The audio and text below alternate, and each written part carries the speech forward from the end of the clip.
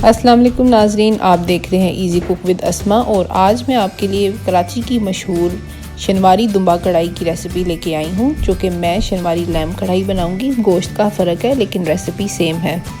चलें देखते हैं कि मैंने ये शनवारी लैम कढ़ाई कैसे बनाई है। जिसके लिए हमें जो चीज़ें दरकार हैं वो अभी मैं आगे जाके आपको बताती हूँ। हम साथ साथ कुक करते जाएंगे और इंग्रेडिएंट्स भी आप देखते जाएंगे। सबसे पहले मैंने एक सॉस पैन में 2 कप पानी लेना है और उसमें मैंने 7 से 8 अदद दाने यानी गार्लिक, जो फ्रेश लहसुन होता है, उसके डाल देने हैं। आप इनको छोटा पीस करके भी डाल सकते हैं, मेरे पास फ्रोज़न है इसलिए मैंने साबुत डाले हैं। एक प्रेशर कुकर ले लेना है, उसमें 1 किलो गोश्त डालना है। छोटे पीस हुए हों, हड्डी और बगैर हड्डी के दोनों, यानी मिक्स गोश्त होना चाहिए। साथ में 6 से 8 आप टमाटर ले लें। अगर बड़े साइज़ के हैं, मीडियम साइज़ के हैं तो 5 से 6 काफ़ी हैं। 1 टमाटर के 4 हिस्से हुए होने चाहिए, वो आप गोश्त में डाल दें। इसी तरह 2 इंच का जिंजर का अदरक का पीस ले लें, उसे बारीक बारीक लंबा लंबा काट दें और उसके बाद वो डाल देना है। साथ में 3 अदद साबुत ग्रीन चिली यानी हरी मिर्चें डालनी है। अब छोटी हों तो 5 से 6 भी डाल सकते हैं। उसके बाद एक भरी कटी हुई हरी मिर्च डालनी है और साथ में 1 अदद गोल गोल करके आपने काटना है प्याज को, वो डाल देना है। बारीक कटा हुआ प्याज आपने 1 अदद डालना है। इसके बाद 1 चम्मच हम नमक डालेंगे, आधी चम्मच कुटी हुई स्याह मिर्च और इसके साथ दादर हुई सुरख मिर्च आधी चम्मच डालेंगे। काली मिर्च और सुरख मिर्च आधा चम्मच डालनी है। इसके साथ जो हमने पहले लहसुन का पानी उबलने के लिए रखा हुआ था वो अब उबल चुका है। हमने 2 कप रखा था, हमने इतना बनाया है कि वो 1 कप रह गया था, वो अब हमने इसके अंदर डाल देना।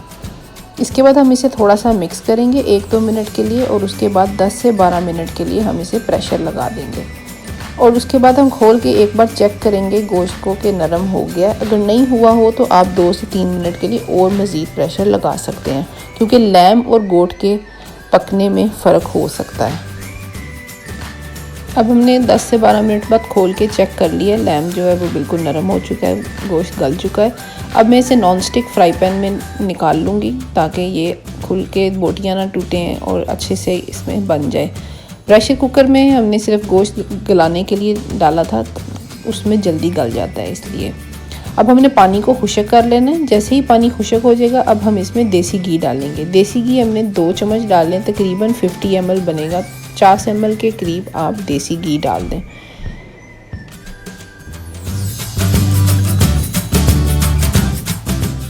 अब हमने देसी घी इसमें डाल दिया। अब हम 5 से 6 मिनट के लिए इसको अच्छी तरह देसी घी के साथ ही पकाएंगे, भूनेंगे।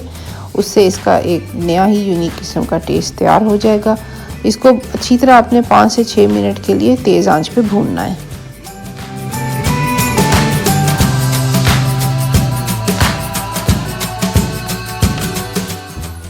इसके बाद गार्निश करने के लिए हम इसमें ग्रीन चिली डालेंगे और उसके बाद फ्रेश अदरक थोड़ी सी बारीक कटी हुई और आधी चम्मच काली मिर्च हमने एंड पे डालनी है। बिल्कुल एंड के ऊपर आप आधा चम्मच काली मिर्च डाल दें और साथ में फ्रेश धनिया। इन सब चीज़ों को आप 1 से 2 मिनट के लिए मज़ीद पकाएंगे। उसके बाद बेहतरीन किस्म की कराची की मशहूर शनवारी लैम कढ़ाई तैयार है, जो कि इसमें आप पाकिस्तान में यही रेसिपी के साथ शनवारी दुम्बा कढ़ाई तैयार कर सकते हैं और इसको आप गर्मा गर्म सर्व करें किसी नान के साथ तो बेहतरीन टेस्ट आएगा।